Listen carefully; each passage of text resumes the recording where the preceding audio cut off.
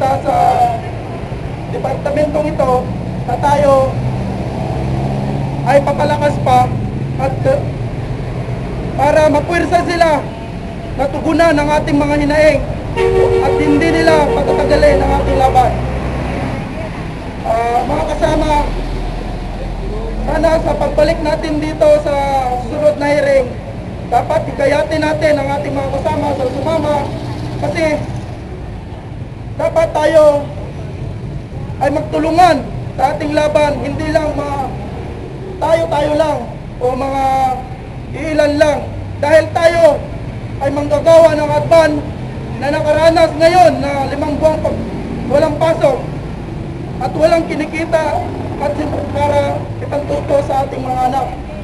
Kaya dapat ito ang ating una ng inspirasyon, ang ating mga anak, upang tayo ay lumaban para sa ating pamilya at sa ating mga kapwa manggagawa ngayon na nakaranas ng pandarahas ng mga kapitalistang ito.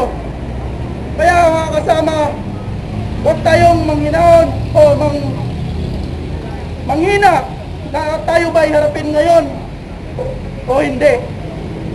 Kaya mga kasama, ito ang tamang panahon o tungtungan natin ang ating mga problema sa ating paggawaan.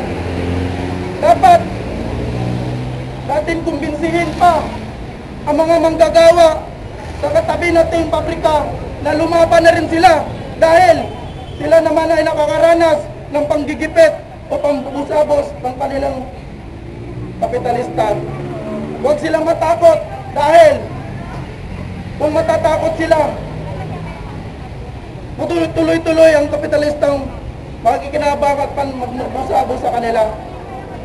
Kaya mga kasama, ako ay natutuwa ngayon sa pagsama ninyo dito sa harapan ng Dule dahil walang mangyayari na kami lang ang mga opisyalis ang pumunta dito na hindi namin bitbit ang karamihan ng mga manggagawa ng adban.